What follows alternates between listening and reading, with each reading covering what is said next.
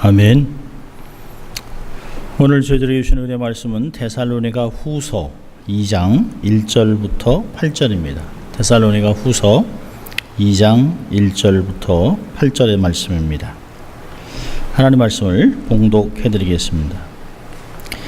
형제들아, 우리가 너희에게 구하는 것은 우리 주 예수 그리스도의 강림하심과 우리가 그 앞에 모임에 관하여 혹 영으로나 혹 말로나 혹 우리에게서 받았다 하는 편지로나 주의 날이 이르렀다고 쉬 동심하거나 두려워하거나 하지 아니할 그것이라.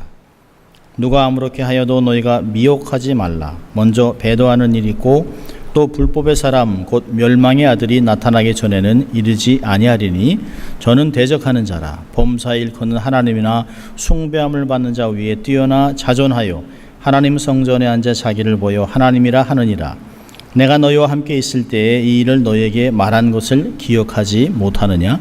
저로 하여금 저희 때에 나타나게 하려 하여 막는 것을 지금도 너희가 하나니 불법의 비밀이 이미 활동하였으나 지금 막는 자가 있어 그 중에서 옮길 때까지 하리라. 그때에 불법한 자가 나타나리니 주 예수께서 그 입의 기운으로 저를 죽이시고 강림하여 나타나심으로 패하시리라. 아멘. 하나님 말씀이었습니다. 여러분 참 잘 오셨습니다. 날씨가 참 덥긴 합니다만은 조금 그래도 좀 온도가 떨어진 것 같습니다. 조금 한 10도 정도만 떨어지면 좋겠다 하는 생각을 좀 하고 있습니다. 벨리는 조금 더 떨어져야겠죠? 예. 자, 우리가 또 양손을 좀 가슴에 얹고 우리가 또 한번 두 번에 모쳐보겠습니다. 나는 하나님의 특별한 사랑을 받은 사람입니다. 두 번 해봅니다. 나는 하나님의 특별한 사랑을 받은 사람입니다. 난 하나님의 특별한 사랑을 받은 사람입니다. 믿습니까, 여러분? 네, 또 우리의 인생의 모토를 한번 외쳐보죠. 하나님을 기쁘시게, 사람을 행복하게. 네, 그렇습니다. 오늘은 데살로니가 후서 2장으로 갑니다. 5번째 강해인데요. 재림 전의 징조라고 하는 제목으로 말씀을 나누려고 합니다. 재림, 그러면 우리가 이제 종말, 모든 것에 끝난다라고 하는 것들을 생각하게 됩니다. 우리 모두는 다 종말을 맞을 것이에요. 종말에는 두 가지가 있는데요. 하나는 개인 종말, 내가 죽음으로 나의 종말이 되는 것이에요. 또 하나는 우리가 다 살아있지만 우주적으로 주님이 다시 오심으로 우주적인 종말을 맞이하게 됩니다. 우리는 이랬거나 저랬거나 다 종말을 맞이할 것을 알고 살아가는 사람입니다. 믿지 않는 사람도 인생이 이렇게 영원히, 지구가 영원히, 우리가 살아가는 영원히 지속되지 않을 것이다 라고 하는 것을 희미하게 느끼고 살아갑니다. 인구는 폭발하지요. 또 자원 고갈하지요. 환경은 오염되지요. 글로벌 워밍으로 해서 북극이나 남극에는 눈이 녹으면서 그 땅을 누가 차지할 것인가 라고 하는 것으로 또 싸움이 일어나기도 하고, 또 잦은 전쟁으로 해서 토양은 아주 황폐화되고 있습니다. 핵도 테스트하고 또 폭탄을 쏘고 하니까 땅은 완전히 황폐화됩니다. 그러니까 사람들은 우리가 또 살아갈 수 있는 다른 행성이 있지 않을까? 그래서 목성으로 또 화성으로 탐사를 보내기도 하고, 그래서 우리가 함께 옮겨갈 수 있지 않을까 하는 생각들을 하고 있습니다만은, 이럴 때 저는 꼭 얘기합니다. 꿈깨. 우리가 이렇게 잔머리를 굴릴 게 아니라 마지막 때를 어떻게 준비할까. 여러분, 마지막 때라고 하면 참 사람이 소망이 없는 것 같지만 이 마지막은 오히려 우리에겐 기쁨의 시간입니다. 주님을 만날 시간이기 때문에 이 시간은 기쁨의 시간이 되는 것이에요. 여러분, 사람들은 노세 젊어서 노세, 늙어지면 못 노노네 하면서도 사람들 마음 안에는 종말에 대해서 굉장히 관심이 많습니다. 그래서 이단들이 시한부 종말론으로 사람들을 쉽게 미혹하는 것이에요. 종말이 다가오고 있다. 세계 제3차 대전이 일어나면 핵전쟁이 될 텐데 그때가 되면 남는 게 없다. 살아남으려면 피지로 가야 된다. 그 한국 사람이 그랬어요. 핵이 미치지 못하는 남극으로 가야 된다. 아르헨티나의 맨 끝에 남극으로 가야 된다라고 하기도 합니다. 그리고 3년 동안 먹을 것을 비축해야 된다고 하지요. 또 지하 벙커로 들어가는 무리들도 있습니다. 그리고 이들은 얘기하죠. 리더들이 살기 위해서는 내 말을 듣고 내가 시킨 대로 하면 살 수 있다. 어려움을 당하지 않을 수 있다라고 얘기합니다. 그래서 이 시한부 종말론으로 미혹하는 이단과 거짓 선지자들이 세상에는 너무 많습니다. 오래전에는 1992년 10월 28일에 다가오는 미래를 준비하라 이장님 씨가 해서 LA 있는 한인 교회들이 쑥대밭이 됐었습니다. 그래서 미국 사람들이 한국 사람들 참 미련하다고 그랬는데요. 2년 후에 1994년에 주님이 다시 오신다라고 해롤드 캠핑이라는 사람이 얘기했습니다. 화란교회에 속해 있는 사람인데 수학학자예요.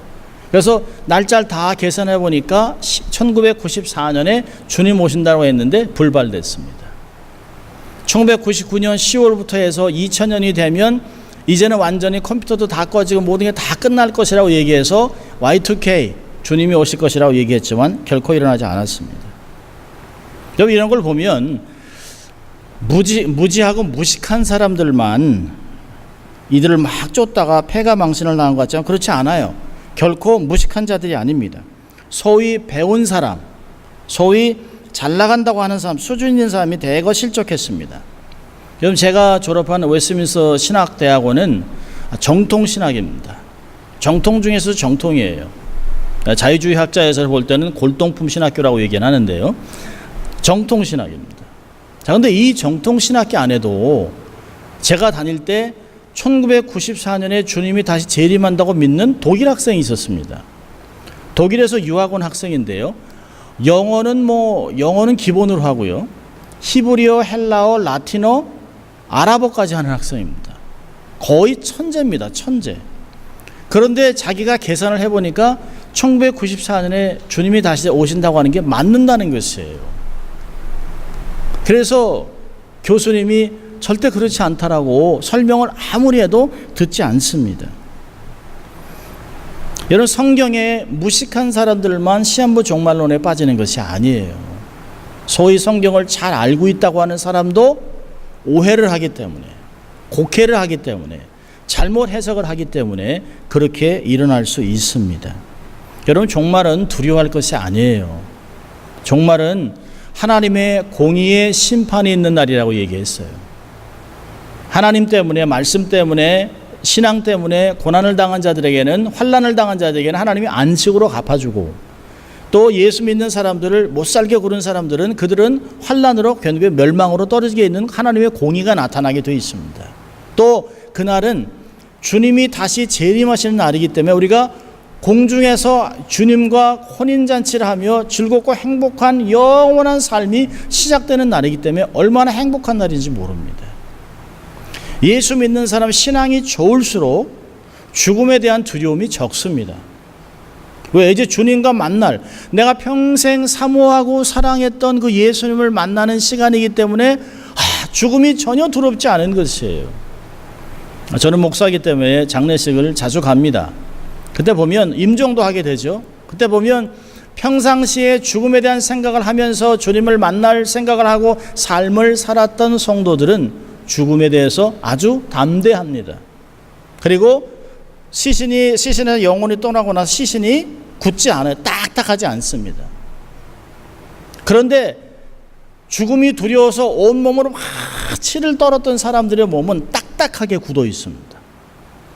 죽어가면서 정말 이를 막 깨물어 가지고요. 이가 막 부스러지는 것도 저는 봤습니다. 주를 만나는데 우리가 결혼식을 앞두고 막 치를 떤다 그러면 이상한 거 아닙니까? 기뻐야죠. 주님 만날 생각하면 기뻐야죠. 주님이 이렇게 말씀하셨어요. 사도행전 1장 7절에 때와 기한은 아버지께서 자기의 권한에 두셨으니 너희의 알 바 아니에요. 그건 우리가 신경 쓸 일이 아니에요. 우리가 언제 죽을지도 모르는 것이에요. 우리가 아직 살아있다는 것은 하나님이 내게 받으실 영광에 아직이 남아있기 때문에 그 영광을 돌릴 수 있도록 기회를 자꾸 주시는 것이에요. 그래서 시간을 낭비하면 안 돼요. 활용해야 됩니다. 매 순간 말씀 순종으로 하나님의 뜻을 이루며 살아가는 우리가 되어야 할 것입니다. 오늘 본문을 보면 사도 바울이 그 데살로니가 교인들에게 간구하고 있습니다. 너희가 종말론을 오해하고 있구나라고 하는 얘기를 하고 있습니다. 데살로니가 교인들은 바울이 데살로니가 그 전서의 서신의 5장 2절에 주의 날이 도적과 같이 임할 것이다라고 하는 말을 들었을 때 우리가 알지 못하는 그런 때 임한다라는 것을 이들이 곡해해서 즉각적으로 강림한다고 오해를 했습니다. 아, 곧장 오시겠구나. 그래서 이들이 모일 때마다 주님이 곧 오실 텐데 언제 오실까, 임박할 텐데 해서 일하는 걸 멈춘 사람들도 있습니다. 주님이 금방 오실 텐데 일해서 뭐 하겠어요? 주님 만나면 되는데. 그래서 사람들이 모여서 계속해서 그 주의 강림에 열중했고, 며칠만 더 있으면, 또 몇 주만 더 있으면, 아무리 길어도 몇 개월만 지나면 예수께서 친히 구름 타고 오시겠지라고 생각을 하고 있었습니다. 그런데 어느 날부터 주의 재림이 임했다란 말을 듣기 시작합니다. 그리고 나서 이들이 마음이 동하고 두려워하기 시작합니다. 왜 그랬을까요? 주님이 임하셨다면 기뻐해야 되잖아요. 근데 이들이 배웠던 종말론은 뭘까요? 주님이 재림하시면 우리가 공중에 들려 그분과 혼인잔치를 하고 기쁨과 즐거움의 시간이 있을 것이라는 거예요. 다 믿는 사람들은 다 예수 믿고 죽은 사람이 무덤이 열리고 그들이 다 일찍 먼저 부활하고 살아있는 사람도 공중에 올려서 주님과 혼인잔치하고 그럴 것이라고 생각을 했는데 주님이 재림을 했는데 자기들은 남아있는 거예요. 그럼 어떤 생각할까요? 버림받았다고 생각하는 거예요. 나는 예수 믿었는데, 내가 신앙생활 하는데, 내가 이전에 우상을 다 버렸는데, 내가 예수를 믿는 사람들인데, 그런데 주님이 이미 재림하셨다면 난 뭐야? 라고 부들부들 떠는 거죠.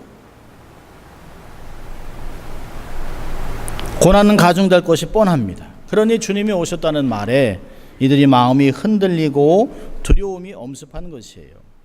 여러분 보면 2절을 보면 바울에게서 나온 것처럼 보이는 가르침이 여러 경로를 통해서 데살로니가 교인들에게 전달되었던 것 같습니다. 보니까 혹 영으로나 혹 말로나 혹 우리에게서 받았다 하는 편지로나 주의 날에 이르렀다고 얘기한다는 거예요. 자, 세 가지의 경로가 있는데요. 아마 이런 것들은 우리가 지금도 겪는 것 중에 많은 인포메이션이 그렇게 들어올 것이에요. 하나는 영인데요. 예를 들면 꿈이나 계시를 통해서 초자연적인 것을 받았다는 것이에요. 내가 하나님의 계시를 받았다, 뭘 봤다, 들었다 하는 얘기합니다. 그러면서 그걸 가지고 말씀을 해석하면 영적으로 무지한 자들은 쉽게 동할 수밖에 없어요. 소위 영빨이 있는 사람 앞에 우리가 눌리잖아요. 아니에요, 그렇지 않습니다. 두 번째로는요, 어떤 사람이 말로 자기가 직접 바울이 얘기하는 걸 들었다라고 이렇게 말로 전해주는 것이에요. 아마 소문으로 얘기했겠죠. 자, 세 번째로는 편지가 왔습니다.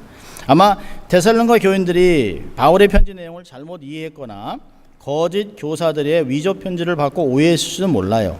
여러분 3장 17절을 보면 데살로니가 후서 3장을 마치면서 3장 17절에 이렇게 얘기합니다.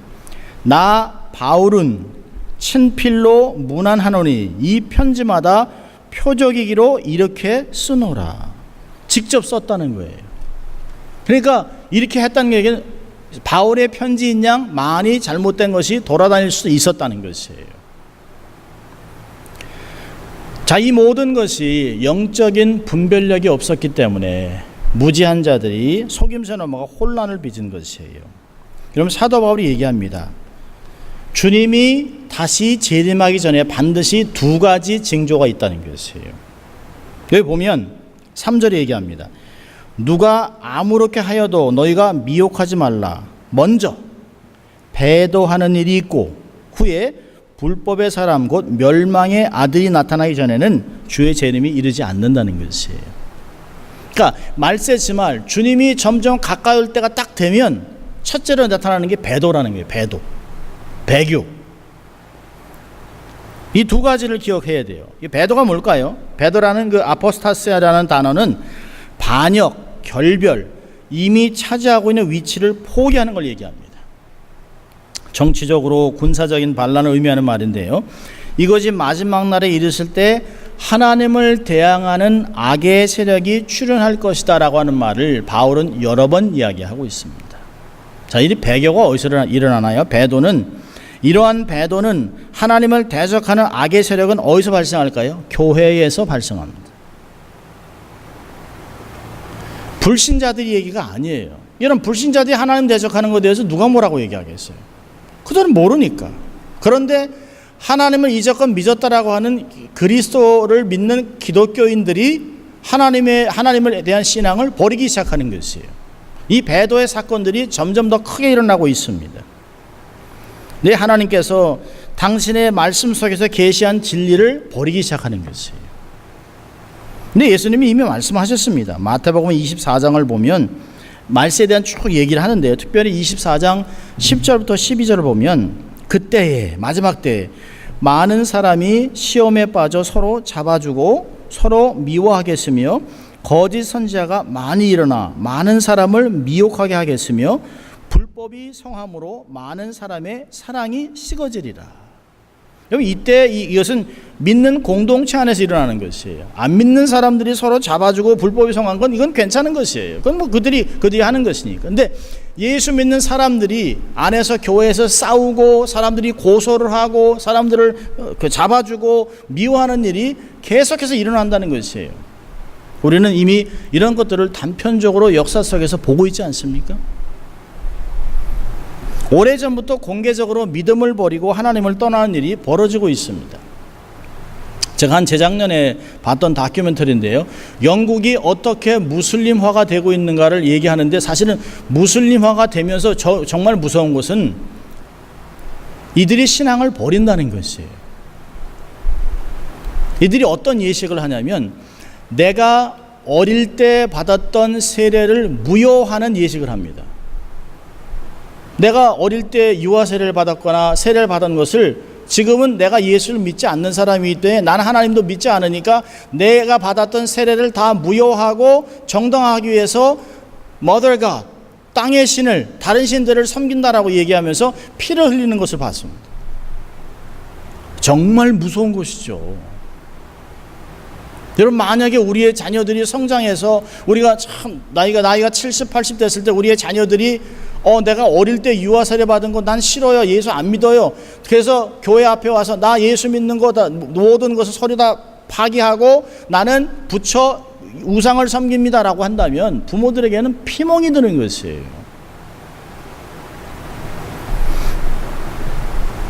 이런 것이 너무 비일비재하게 일어나고 있습니다.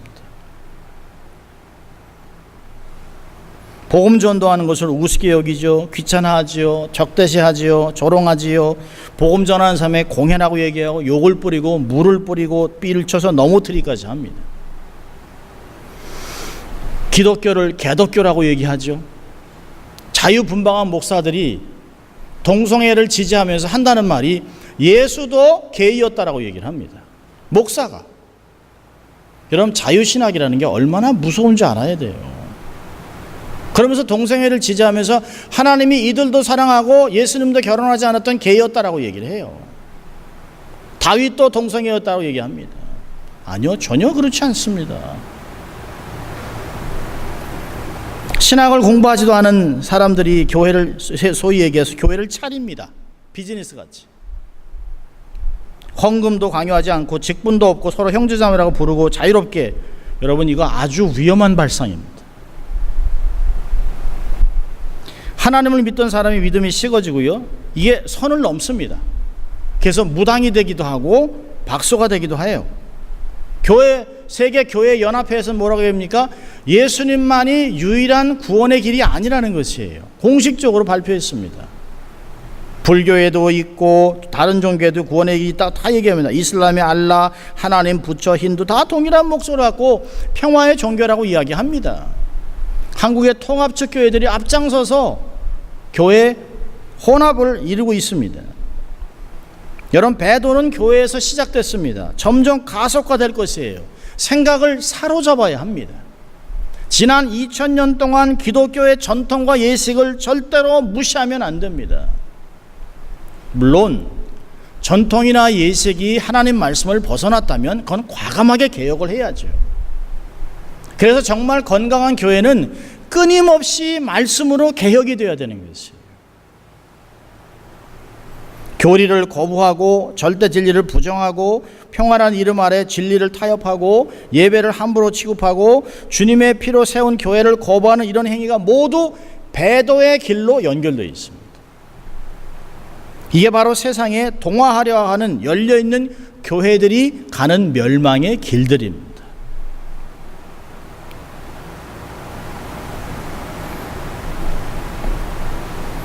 얼마나 무서운지 몰라요. 이런 걸 보면 이미 상당히 우리가 가까이 와 있습니다.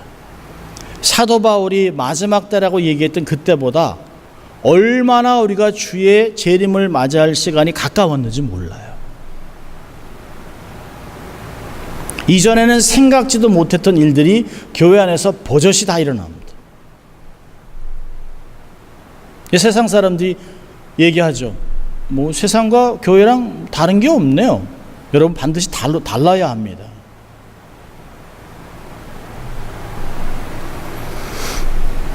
자, 두 가지 창조 징조 중에 배도와 함께 나타나는 게 뭘까요? 불법의 사람이 출현을 합니다.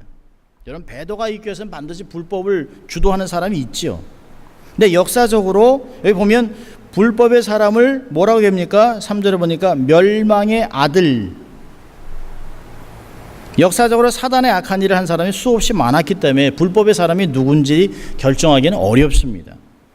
어떤 특정한 인물이라기보다는 마지막 날에 나타날 적그리스도로 보는 것이 마땅해요. 바울은 불법의 사람과 멸망의 아들을 동의어로 취급했는데요. 이 말을 해석해보면 멸망되기로 예정된 자라는 뜻이 있습니다. 이거 누구한테 쓴 것 같을까요? 가룟 유다한테 썼습니다. 이게 뭘까요? 결국은 멸망하게 될 것이라는 거예요. 불법의 사람이 아무리 흉악한 계획과 성도를 괴롭히는 일을 행할지라도 종말에는 결국 망할 수밖에 없다라고 얘기하는 것이에요. 여러분 4절을 보면 불법의 사람이 어떤 일을 합니까? 대적하는 자, 범사에 일컫는 하나님이나 숭배함을 받는 자 위에 뛰어나 자전하여 하나님 성전에 자기를 보여 하나님이라고 얘기합니다. 자기가 재림주라고 얘기하는 것이에요. 우리가 많이 듣지 않았습니까? 박태선, 문선명, 전 세계에 자칭 예수를 하는 사람이 40몇 명인데요. 한 35명이 다 한국에 있다고 합니다. 한국은 참 여러 가지로 유명해요. 안상홍, 장길자, 신천지의 승리자 이만희. 미국에서는요, 1978년 가나에서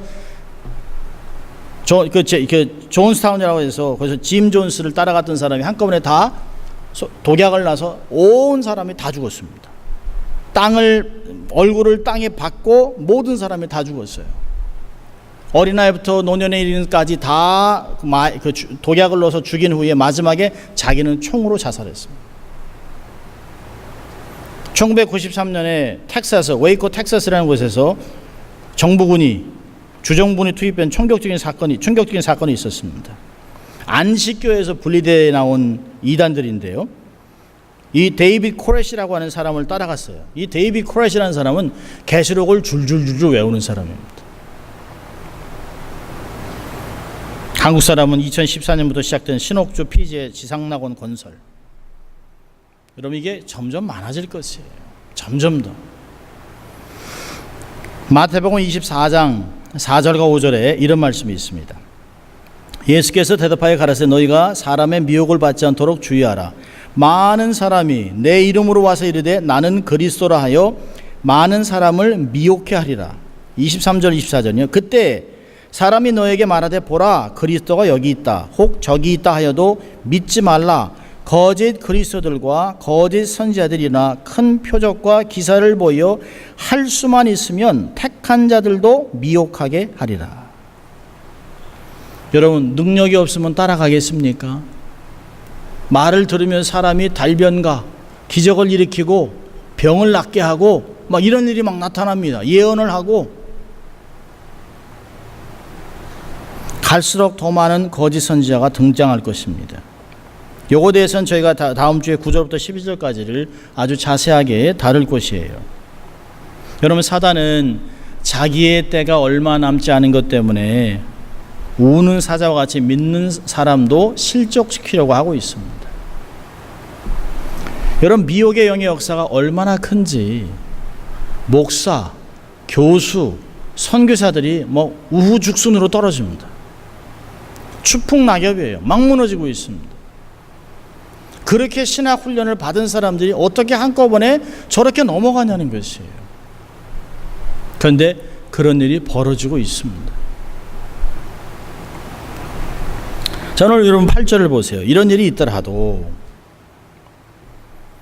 7절 8절을 보면 같이 읽습니다. 우리 7절 8절. 불법의 비밀이 이미 활동하였으나 지금 막는 자가 있어 그 중에서 옮길 때까지 하리라. 그때 불법한 자가 나타나리니 주 예수께서 그 입의 기운으로 저를 죽이시고 강림하여 나타내로 패하시리라. 예, 불법의 비밀이 활동하고 있습니다. 아무도 몰라요. 그런데 하나님이 막고 있기 때문에 비밀적으로 나타나는 것이에요. 근데 주님이 불법을 하는 비밀을 딱 풀어놓으면, 악한 사단의 역사를 풀어놓으면, 그게 마지막입니다. 풀어놓으면 역사적으로 막 나타나요. 근데 그 순간, 푸는 순간 어떤 일이 벌어져요? 8절에 보니까 입의 기운으로 저를 죽여버립니다. 하나님이 이러한 불법의 사람, 멸망의 사람을 막고 서 있는 것은 아직도 마지막이 아니라는 것이에요. 왜 그럴까요? 한 사람이라도 더 예수를 믿게 하기 위해서 하나님이 긍휼을 베풀고 있는 것이에요. 근데 모든 거짓의 역사는 주님의 강림으로 완전히 종결이 됩니다. 진짜가 나타나면 가짜는 맥을 못 쳐요. 가짜는 어떻게 될까요? 8절에 보니까 죽습니다. 불법한 자를 주님이 죽여요. 불법한 자가 나타나리니 주 예수께서 그 입의 기운으로 저를 죽이시고. 자, 우리 성경 구절 몇 구절 한번 보겠습니다. 이사야 11장. 메시아 예언서인데요. 이사야 11장.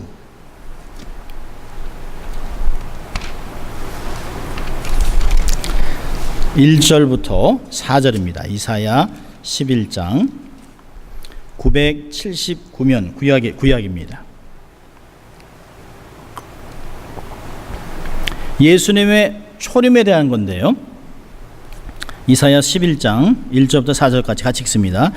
이새의 줄기에서 한 싹이 나며 그 뿌리에서 한 가지가 나서 결실할 것이요 여호와의 신 곧 지혜와 총명의 신이요 모략과 재능의 신이요 지식과 여호와를 경외하는 신이 그 위에 강림하시리니 그가 여호와를 경외함으로 즐거움을 삼을 것이며 그 눈에 보이는 대로 심판치 아니하며 귀에 들리는 대로 판단치 아니하며 공의로 비판자를 심판하며 정직으로 세상의 겸손한 자를 판단할 것이며 그 입에 막대기로 세상을 치며 입술의 기운으로 악인을 죽일 것이며. 예, 4절에 있는 말씀은 하나님께서 악인을 어떻게 정리할 것인가 얘기하는 것이에요.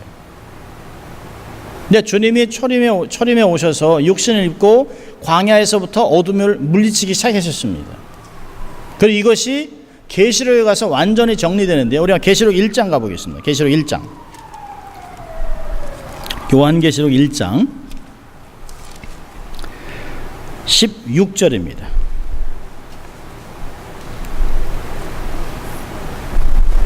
요한계시록 1장 16절 같이 읽습니다. 그 오른손에 7별이 있고 그 입에서 좌우에 날선검이 나오고 그 얼굴은 해가 힘있게 비추는 것 같더라. 예, 이사야 11장하고 연결되어 있죠.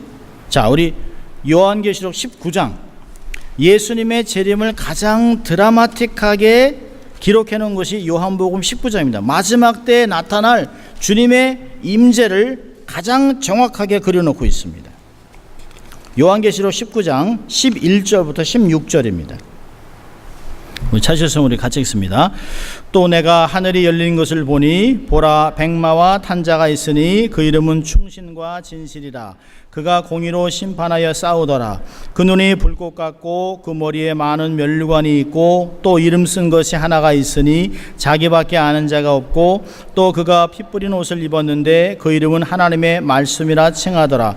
하늘에 있는 군대들이 희고 깨끗한 세마파를 입고 백마를 타고 그를 따르더라. 그의 입에서 이한검이 나오니 그곳으로 만국을 치겠고 친히 저희를 철장으로 다스리며 또 친히 하나님 곧 전능하신 이의 맹렬한 진노에 포도주를 밟겠고 그 옷과 그 다리에 이름 쓴 것이 있으니 만왕의 왕이요 만주의 주라 하였더라. 아멘. 여러분, 예수님이 임하시면 어둠이 견딜 수가 없는 것이에요. 요한계시록은 절대 무서운 책이 아닙니다. 요한계시록을 무섭게 강의하면 이단입니다. 요한계시록에 나와 있는 모든 그 징계는 다 불신자들에게 임하는 것이에요. 그래서 요한계시록 읽을 때 우리의 마음이 어때야 되냐면, 이런 모든 형벌에서 우리를 구원해 주신 하나님께 감사합니다. 근데 이렇게 다 징벌을 받을 이웃들을 생각하니까 눈물 나서 전도해야 되겠다라는 마음이 들어야 계시록을 정확하게 이해하는 것이에요. 주님이 임하시면 거짓의 역사는 완전히 정리됩니다. 저를 죽이시고 강림하여 나타나심으로 패하시리라. 그때는 어둠의 세력, 마귀의 힘이 완전히 한순간에 무기력해지는 순간이라는 것이. 그러니 그 종말의 순간이 우리에게 얼마나 황홀한 시간이겠습니까? 그래서 계시록 20장에서는 더 이상 눈물과 아픔이나 곡하는 죽음이 없다는 것이에요. 이전 것은 다 사라졌다라고 얘기하고 있습니다. 자, 오늘 본문을 다음 주에는 좀 자세하게 악한 자들의 역사하는 게 도대체 어떤 상황에 나타나는 걸 좀 보려고 하는데요. 오늘 본문을 근거로 해서 두 가지만 교훈을 우리의 삶에 적용하려고 합니다. 첫째로는 흔들리지 말라는 것이에요. 여러분의 마음이 흔들리면 안 돼요.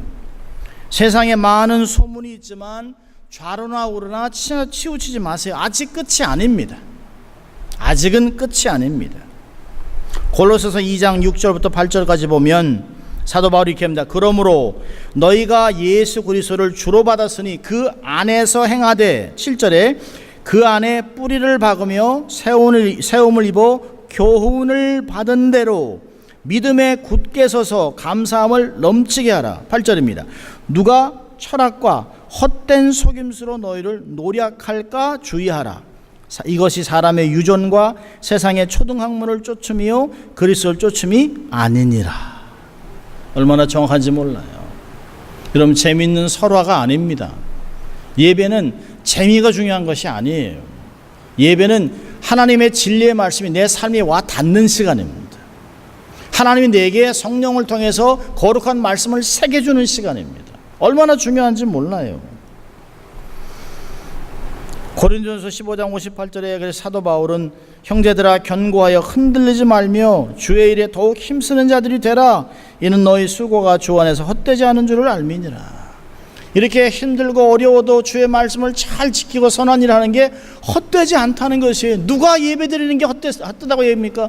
누가 선교하는 게 헛되다고 얘기해요? 누가 헌금하는 게 헛되다고 합니까? 아닙니다. 주를 위한 모든 것들은 하나님이 다 기억하고 상급으로 주실 것이에요.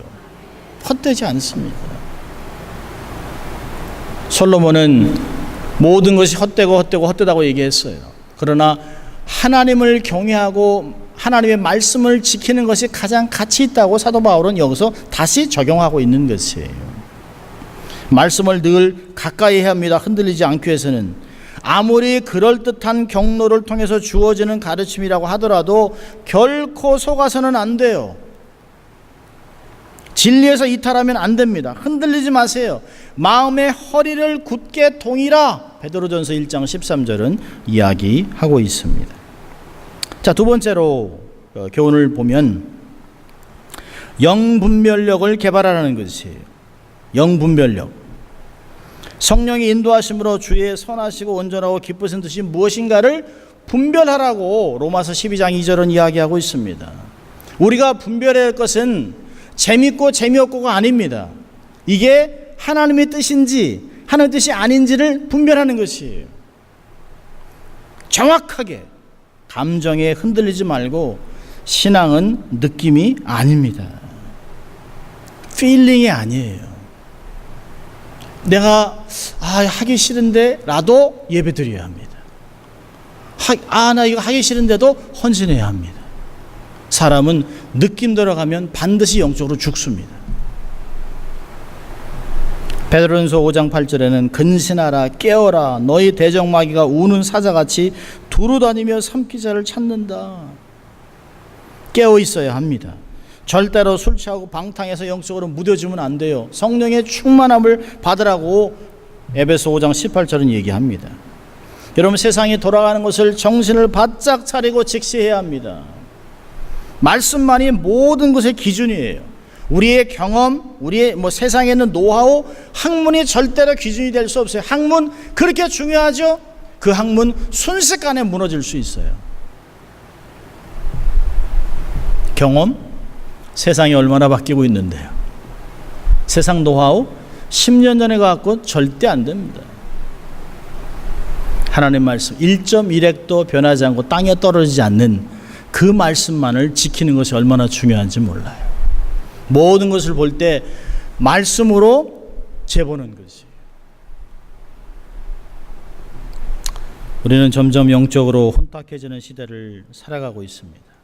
어찌하든지 간에 하나님과 동의하는 것을 막고 우리를 무기력하게 하려고 세상은 우리를 유혹하고 있습니다. 교회들이 세상과 짝하고도 더 이상 부끄러워하지 않는 시대가 되었습니다.